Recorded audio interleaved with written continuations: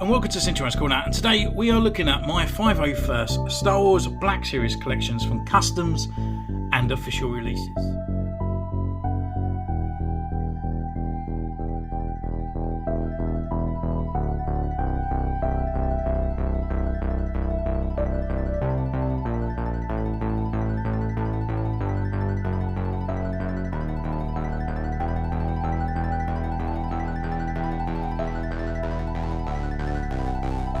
So behold my things. So this is my 501st collection from my very first ever Star Wars Black Series figure to what kind of actually started the channel. And what I'm going to be doing is putting little collections together and bringing them to you guys. So it's a little bit of a bit feed of my collection. But don't worry, I will be doing a larger collection video sooner or later.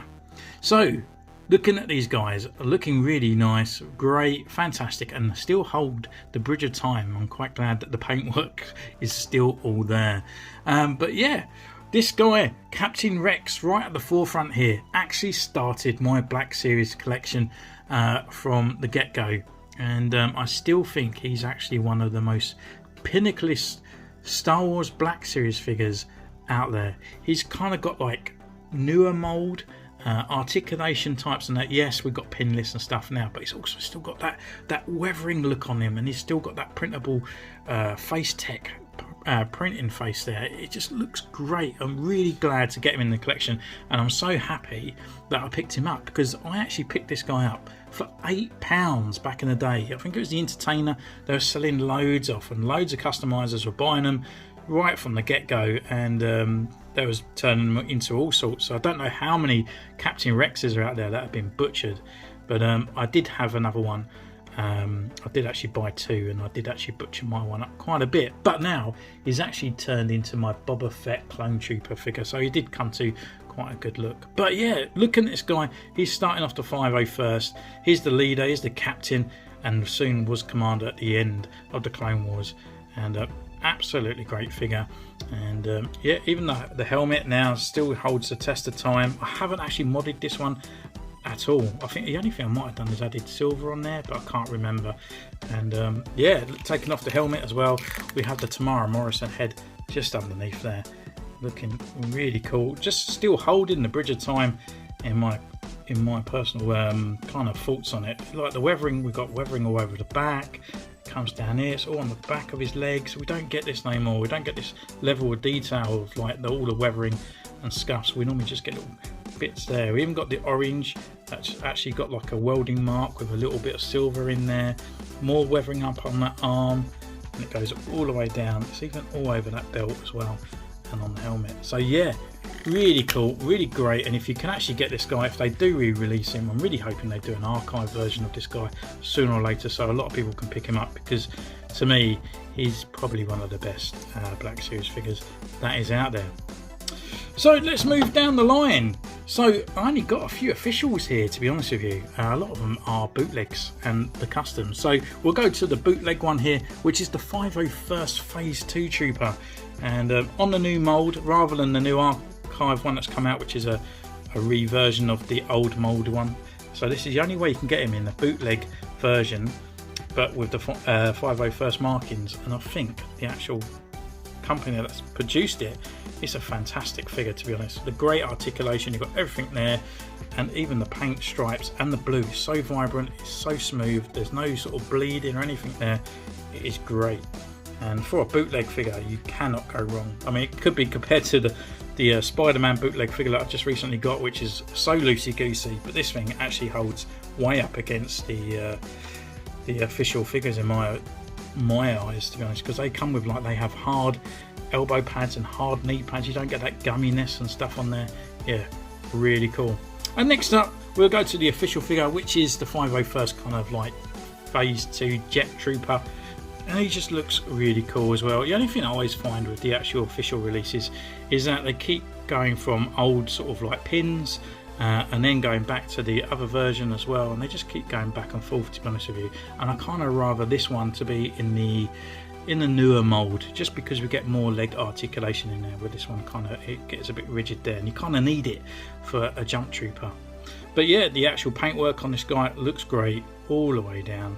on those parts, and down to his little cool blaster that he comes with, and then his jetpack as well, which is also removable, and it's done on the peg system, and it's done really nice as well because it holds, not like a lot of other jetpack users in the Black Series collection. The other official release figure that I have is Hulk, and obviously in the Phase 2, this one came out last year with the Clone War releases, with Obi-Wan Kenobi and Anakin, and also with Echo over the back there. I have actually put a few extra markings on here just to break it all up and give him a bit of weathering look and stuff on there, but it's something about the helmet. I just feel like it doesn't look great. It actually feels a bit like I know it is Black Series, you know, but it just kind of looks like a knockoff figure. Like the helmet just looks a little bit off to me. It just looks a bit strange.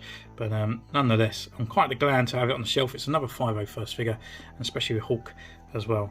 And especially I like the little red markings that he has on his head. But it's not means my favourite 501st, that's for sure. So we go through, before we go into the customs of the Phase 1s here, we'll go to the last official 501st figure I have, which has been upgraded. There is a video on the channel if you want to go back, and it just gives a little bit more weathering effects on here, making more realistic kind of details all over his body. But it is a fantastic figure, and I'm kind of glad that they just bring out these kind of ones. So this is Echo, and for some reason they still haven't brought out Jesse or Fives in the ARC Trooper, and I thought it would be a surefire hit so far, and by now we would have done both. So you got the backpack on there, all down onto the back, and the webbing that's holding on his pistols and stuff. Absolutely great, fantastic figure. And we've got some decent sort of paintwork that hasn't been added, which was on there officially, which is really cool. It's a great figure. Helmet slightly a little bit awkward. It does look a little bit too fat compared to most of the others, but it is a great figure, really good, really appreciate on that part. But he's super hard to get hold of now, unfortunately, because they make them exclusives, which is absolutely ridiculous. So now we actually go down to my customs, and some of these guys here actually started off the channel as well as one of my first kind of 501st customs along the way. Apart from Gree was my first, and I actually made these two on the same night. So we have 501st. Well, obviously it's a 501st, that's what we're talking about. This one is Echo in his Phase 1, that's kind of what I wanted. And also I did make Fives. I'm trying to find him, they all look the same. So still holding the Bridge of Time. These are over 3 years old now. Paintwork looks great. I have re-gone over them and given them more weathered look and stuff. The only thing I would notice is that their legs are going a little bit bowed.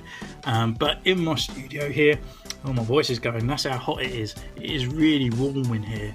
And just over time, I will come home from work and I've got figures everywhere because everything's gone loose because of the heat that's been generated in here. I keep my curtains closed, but it still doesn't hold. So yeah, looking at these guys, so we can look at Echo, and I really like the blue that I actually did use on this one as well. I know I'm blowing my own trumpet, but I always like the gloss. A lot of people say, oh, it's too glossy, but to me, a new trooper, the paintwork that would be on an actual clone trooper would be glossy. It wouldn't be all sort of matted and stuff like that. That's what you add the weathering look to go over the top of it. So yeah, it was two types of blue that I used on here. All these ones here do have a tutorial on my channel, so if you are new here, just head back down and look for the customs.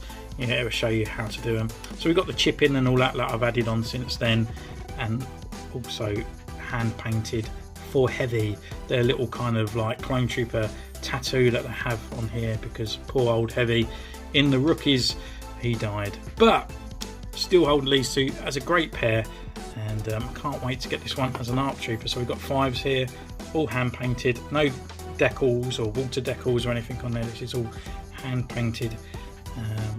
Yeah, really glad how these come out, and I'm really, like, even sort of 3 years later, I'm actually still proud of these guys, to be honest. And I think they still look cool. So yeah, so next up, just going to grab one other. I'll grab Dogma. We'll start from this side over here, and yeah, he's looking great. Still the same, you know, the 501st blue. Got the red little dot up here with all the weathering and effects stuff. Looking cool, and very simple on some of these designs. Nothing really on his back on there, but still cool. Next up, let's choose one from this side. So we have here is Hard Case really delicate. I was actually really scared at doing this one because it's got really thin lines, really delicate lines all the way around, and all these extra little details. But again, with a little bit of steady hand, a bit of slow and sort of steady, you'll get there. It will win the race, that is for sure. And apart from that, apart from this mainly daunting kind of chest part, he's bare, absolutely bare. And it was one of these, out of all these here, this is the one that scared me the most. I think it's because you have to get it, you have to really get it symmetrical and through all that. So when you're doing the custom, just make sure that you just look from that kind of point there to that little point, and then you know that it's the same on that side as you're going around, you know. So it's that that white triangle bit that's left over, you want to make sure that's the same on that side. Don't worry about the lines thinking like that. It's all about the sort of angles and stuff, and just using each part of the armor to sort of like take each stroke down. So just take your time. So next up we get Kaess, the actual medic of the 501st. And yeah, again, he's got more intricate, more blue, very vibrant. We've got all these extra lines and stuff. We actually got his medic logo on the side here. And yeah, still really cool, really nice, and really good to have onto your display. Next up, we'll leave Captain Rex to last, I think, and we'll go for Danelle. And I can't believe this guy, he died so early on. I actually thought he was quite a main character until I went back and rewatched the Clone Wars, and I couldn't believe he was only in one episode, and not even that, to be honest with you. But his look really holds the test. You know, it's sort of like one that you always remember, and even though he was very short on the screen. But I guess that's because Cad Bane stole his armour. And again, nice vibrant blue, all the lines and stuff, no extra additional details all over his body, apart from a jetpack which we had added on there. And this, most of my things though have fallen off, and all these little bits have snapped over time, unfortunately. But I did actually add a magnet to this and the back there, so you can actually have the backpack removable or not, which is nicely done. And so next up we can go down to the last two, which is Tup, with his little teardrop on the side.